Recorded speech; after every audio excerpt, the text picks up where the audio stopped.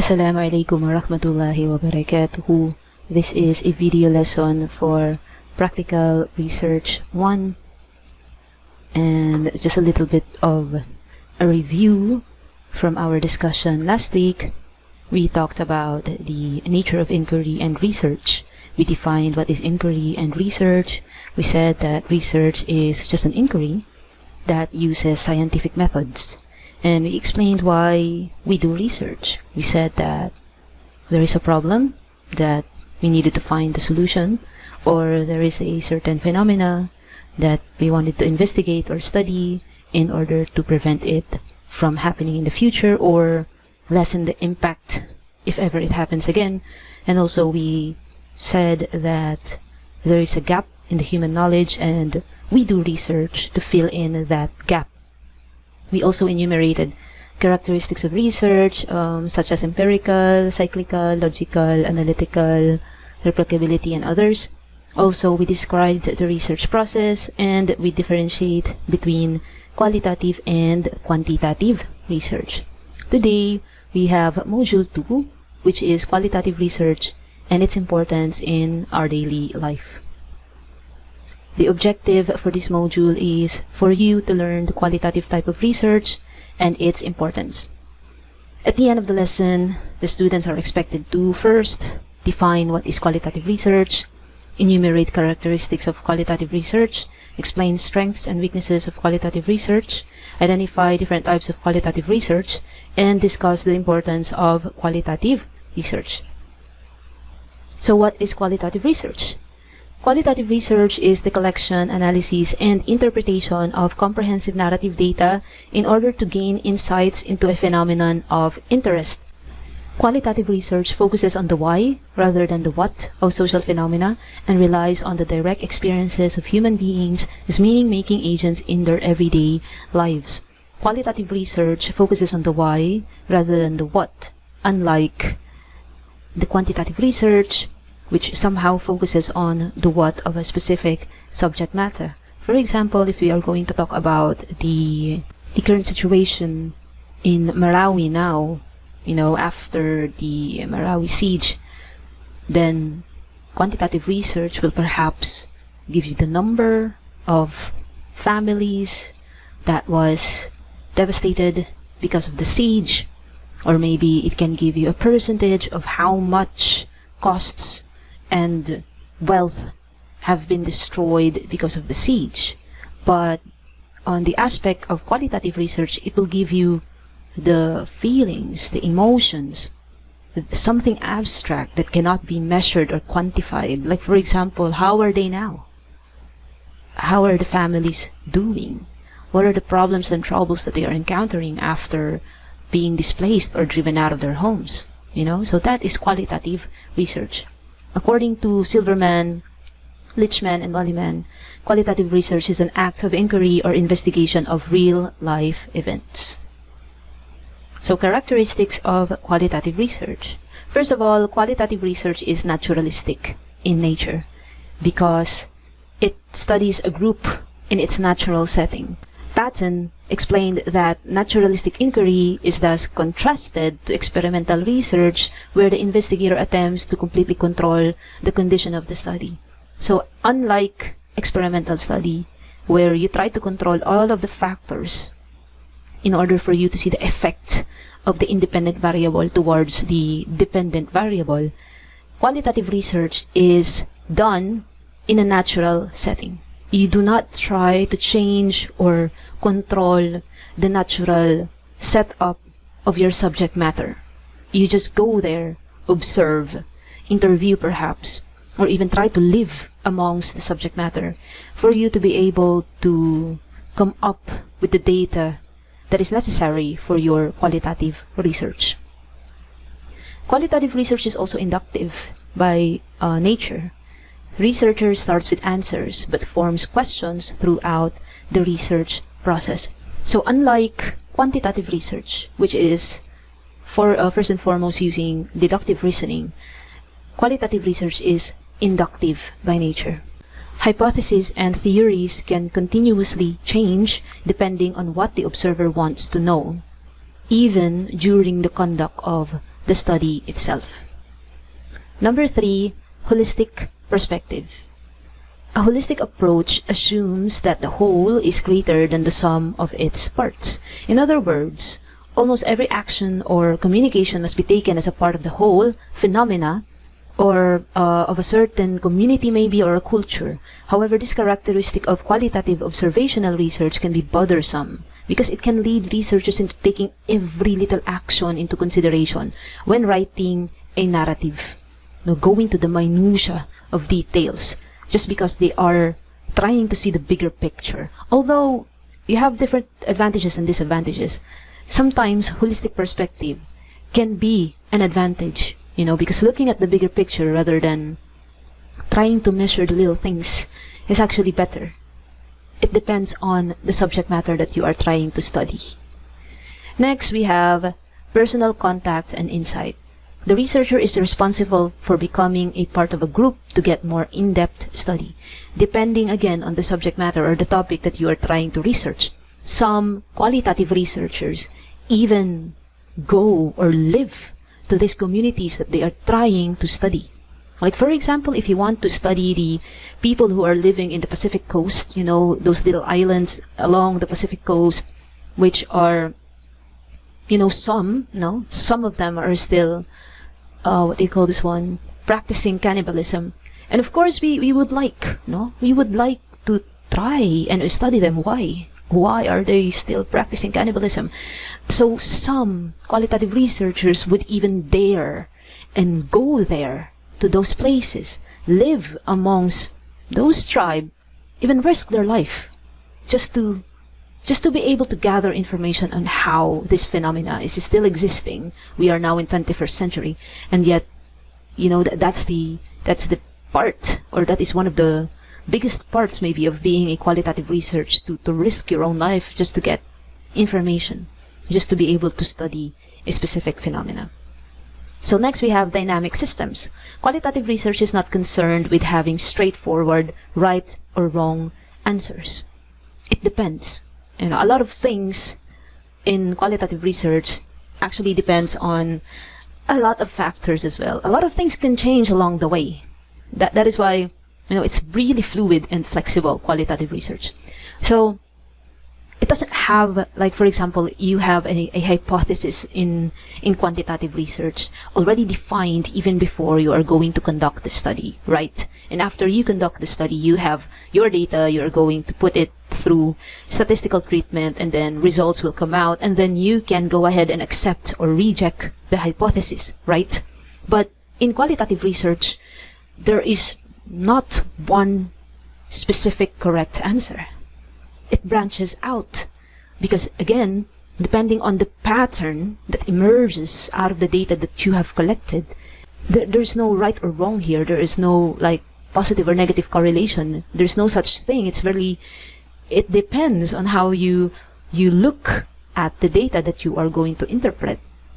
So it has dynamic systems. Next, we have unique case orientation. Every study is special and deserves in-depth attention. So this is especially necessary for doing cultural comparisons, because each case really is unique. Even within the same cultural setting, different factors, different setups, and even different situations that you apply to a specific culture, it will, or it may, come up still with a different interpretation or conclusion after the research has been conducted. So unique case orientation. Each case in qualitative research is unique. This is in contrast with the quantitative research. For example, there can be standardized procedures. There can be standardized tests. People from United States can use a standardized test, and this test can be applied to people here in the Philippines, and we do not really question, we do not question the validity or reliability. We just trust that those tests are standardized and they have passed certain checks and balances along the way so that they can be called standardized, and just we administer them to our students, and we tell our students that, oh, you are not really good in reading comprehension, or your English fluency is average and whatnot, because we are using a standardized test from United States. But unique case orientation in qualitative research will tell us that there is some factor there, and we have to look into that. We cannot simply say that the students have average reading comprehension or maybe English fluency just because of getting into the test. We have to look into details, because each case is unique. We have a different orientation here in the Philippines. English is not our first language. We are not native speakers. So, and we know that these things that we say to the students actually affect them, and we don't know the effect. Or we know, maybe, no, we actually know, but we can say that there are negative and positive effects of these things that we say to the students. Now, using a standardized test from United States and applying it to the people here in the Philippines, there is some, gray area there. There you go. I think that's the term that I've been looking for. The gray area that cannot be quantified by the quantitative research, that has to be examined more in detail by qualitative research. Okay, next we also have context sensitivity. Researchers must realize the different variables such as values and beliefs that influence cultural behaviors. Different context. Kung sa Tagalog nga, iba yung pinagdaanan ng ibang tao sa pinagdaanan mo. Yung mga ibang problema, for you, perhaps madali. But it doesn't mean na madali siya sa ibang tao. No? Maybe you use this kind of method in trying to overcome a certain situation, but this certain method does not always work for other people as well. Context sensitivity. So that is one of the characteristic of qualitative research. Also, emphatic neutrality. Ideally, researchers should be non-judgmental when compiling findings, because complete neutrality is impossible. This characteristic is a controversial aspect of qualitative research. Although we try, to be neutral, and that is one of the strong components of quantitative research, is being objective, and we know qualitative research as being subjective. But we try, as qualitative researchers, we try to be neutral, but somehow it could still affect the interpretation and the drawing of conclusion of a certain research study. Next, we have design flexibility. Researchers can continue to do research on other topics or questions that emerge from the initial research. As we have said earlier, di ba nga, hypotheses and problems can emerge along the way while you are conducting the research itself. So you can follow that line, no? You can branch out, unlike in contrast to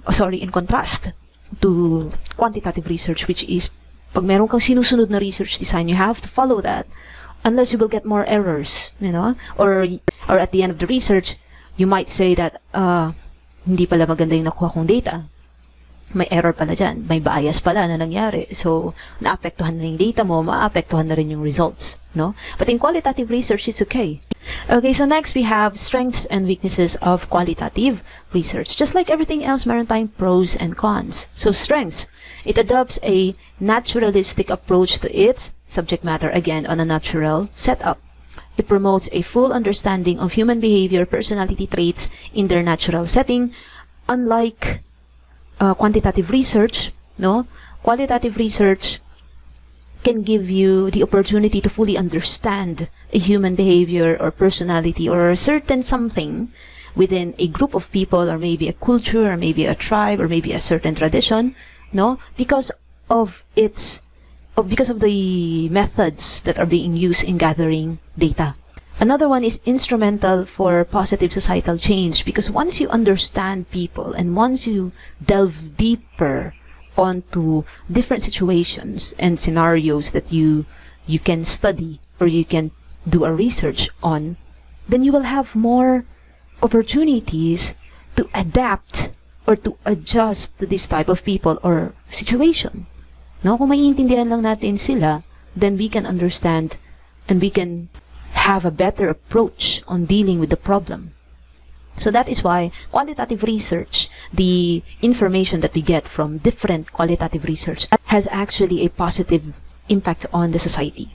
Qualitative research also engenders respect for people's individuality.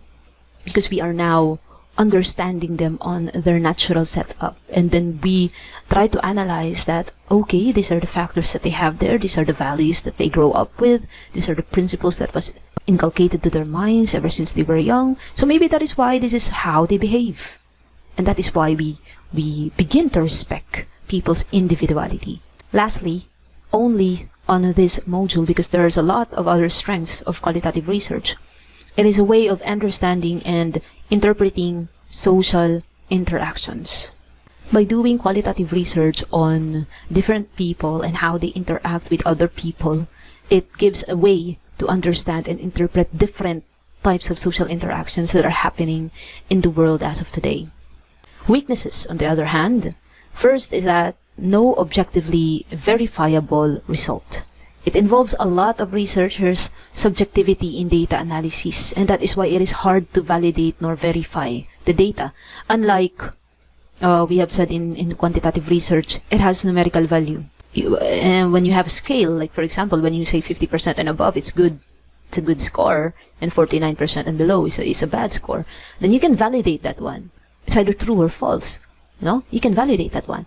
But if you are talking about abstract things that cannot be measured by a scale, like love, anger, rage, confusion, annoyance, these kind of things, you cannot simply measure them with a scale. Maybe we can use a Likert scale, but not exactly. Hindi pa rin siya yung totoong measurement ng mga bagay na ito. So that is why one of the weaknesses of qualitative research is there's no way to verify the results. And aside from that, same topic, same factors, same perception, or sometimes similar, I should say, not exactly same, similar qualitative researches can come up with different conclusions. Because again, the researcher, it depends on how the researcher interprets the data. So that is one again of the weaknesses of qualitative research. Next is hard to know. It is difficult to know the validity, reliability of the data. We have already said that. And due to the open-ended questions that are being used in qualitative research, it yields or it creates data overload, which requires a long time to analyze everything. If you really want to take into account everything that you have gathered, for example, it will take you a long time to analyze everything. So, and that goes to time-consuming. It is time-consuming during interviewing process and intensive category process, and even finding the patterns, finding keywords, and even sometimes it's frustrating because it's extreme cases, Sometimes you have a lot of data. There are times na yung respondents mo, they will tell you everything. They are willing to put forth information. They are willing to share their stories to you. But there are also times, kabaliktaran naman, they'll just answer yes or no. Or sometimes you cannot get out of them the information. So, hindi lang yung sa pag-data interpret mo, but rather in the data collection stage as well, napakahirap or sometimes time-consuming ang qualitative research. Just imagine, setting up focus group discussions. Let's say 3 to 4 focus group discussions. Kahit 3 to 4 FGDs lang yan, ang hirap na yan i-set up. Lalo na kung walang cooperation ang mga respondents mo. Or a lot of factors can happen na hindi mangyari ang isang FGD, and you're going to reschedule again. Everything is deferred. Of course, isang schedule na defer, naapektuhan na yung buong research mo. Diba? So that is why it is really time-consuming. And aside from that, since nahihirapan nga tayo sometimes magkuha ng data, skillful requirement for interviewers are not exactly necessary, but highly advisable. Qualitative researchers should have good interviewing skills. Not just interviewing skills, but creating the interview itself. Kasi may mga questions na pag iba yung pagkasabi, yung mga respondents mo, they are not open to telling their stories. Pero merong mga, very good interviewers that can paraphrase the entire question, that will make it appealing to the respondent, and they will be able to answer that one, or they will not be hesitant to answer that one. So those are the strengths and weaknesses of qualitative research. Madami pa actually iba. Only here in this module, these are the strengths and weaknesses that we are going to discuss. Next, types of qualitative research. If you're going to check out different references, madami, no? Iba-ibang pangalan sometimes. So, this type of qualitative research that we are going to discuss came from Qualitative Inquiry and Research Design by John Creswell, 2013, 3rd edition.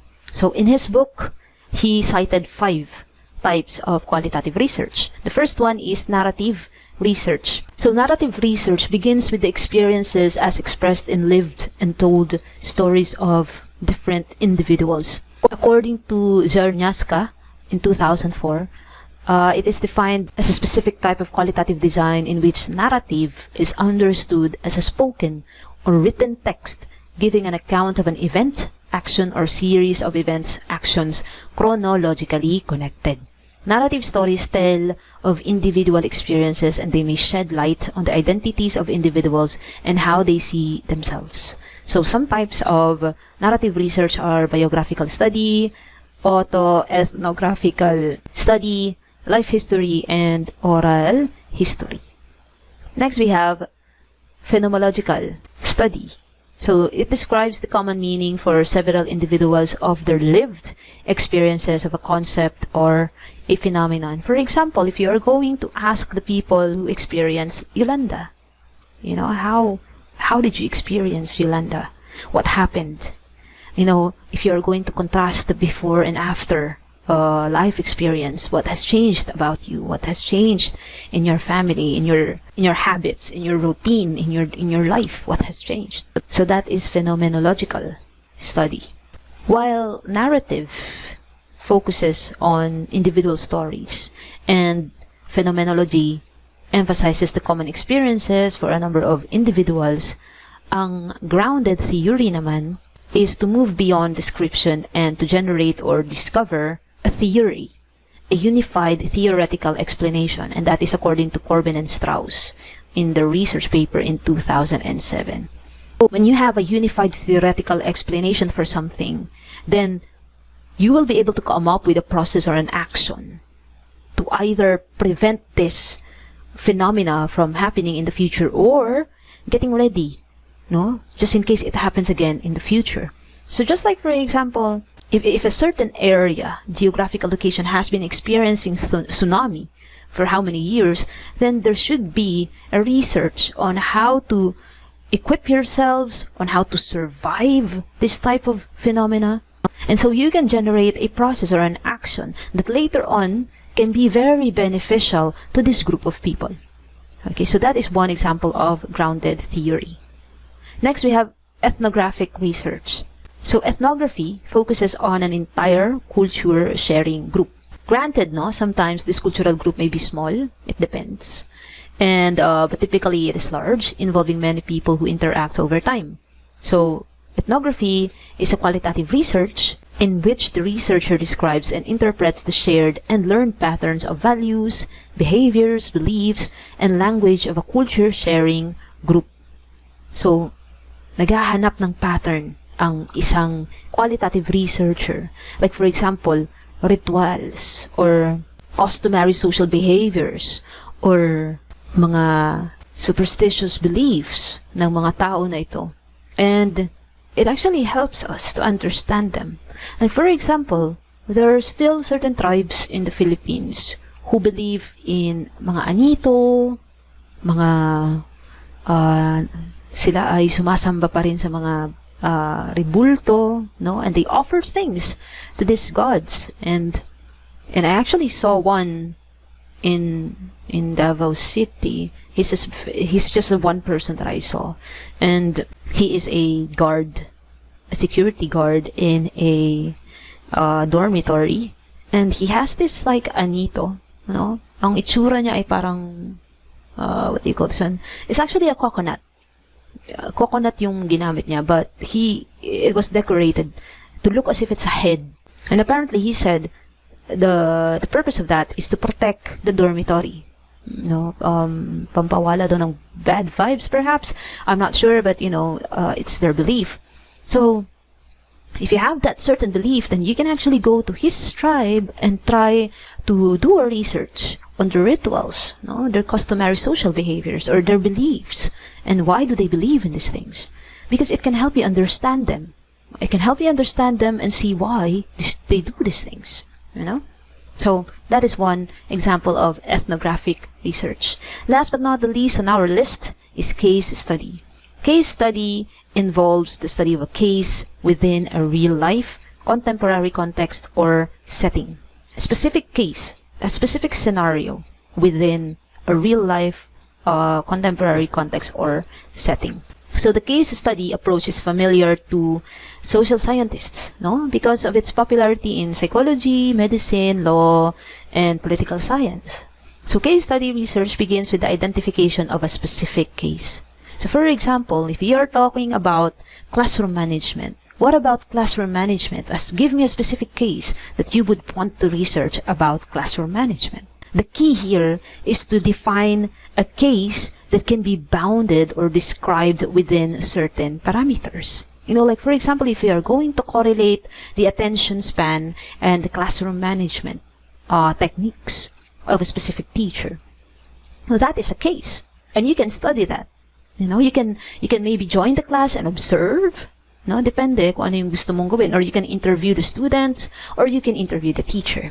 No? So it depends. So typically, case study researchers study current, real-life cases that are in progress so that they can gather accurate information, not lost by time. Also, case study are somewhat difficult.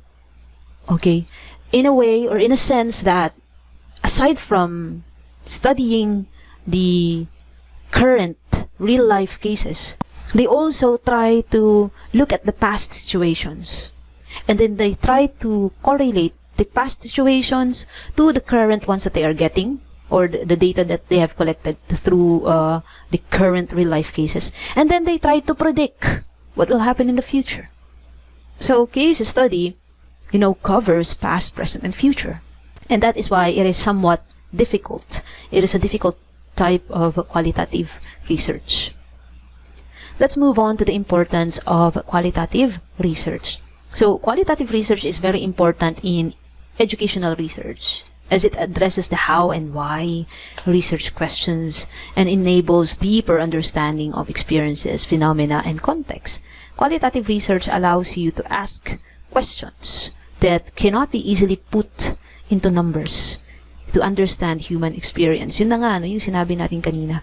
Like abstract things, we cannot simply measure using a scale. So it helps us understand feelings, values. So it enables us to deeply understand different experiences, phenomena, and context.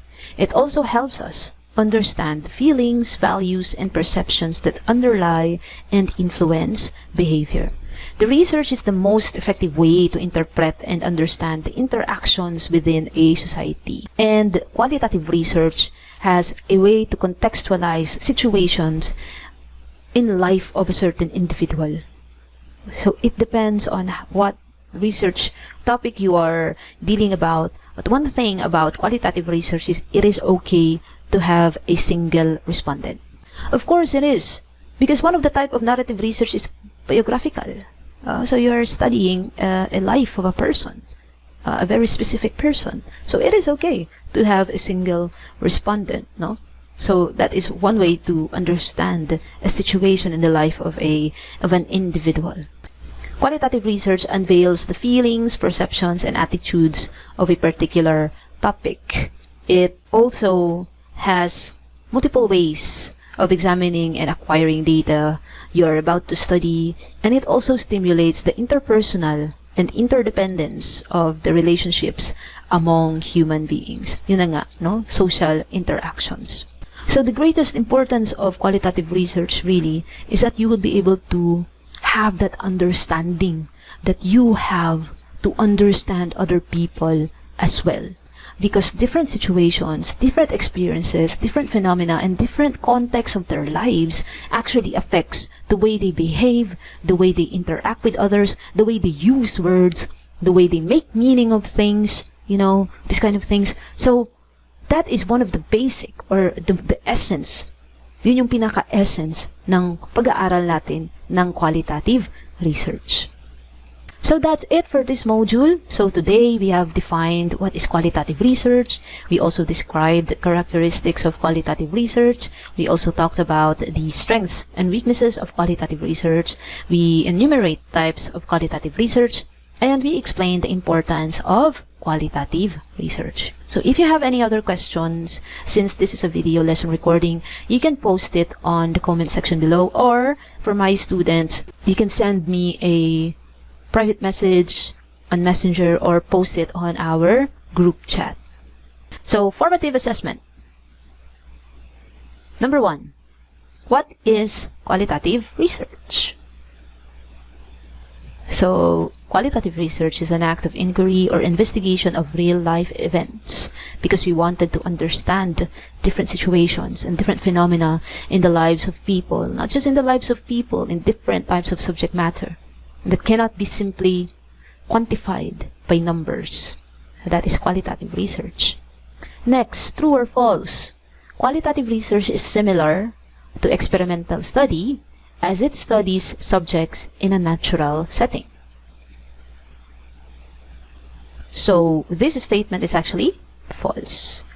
It is actually opposite to experimental studies, because in experiments we try to limit factors, we try to control the setup so that we can see the effect of the independent variable to your dependent variables. But in qualitative research, it is always in the natural setup.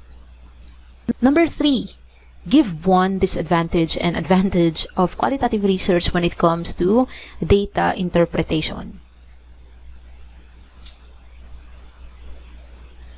You may have different answers for this one, but as a sample answer, advantage is due to the rich data gathered through interviews, FGDs, or observations, the researcher will have more than enough material to find patterns and reach a conclusion. But the disadvantage now is due to the amount of data gathered. It is time-consuming to go through it all in order to fully interpret the data gathered. So that is just one of the answers. I know you will have a different answer, and for sure you have other ideas other than the answer that I have provided. So if you have a different answer, go ahead and post them on the comment section below. Number 4, enumerate the 5 types of qualitative research as stated by John Craswell in his book Qualitative Inquiry and Research Design.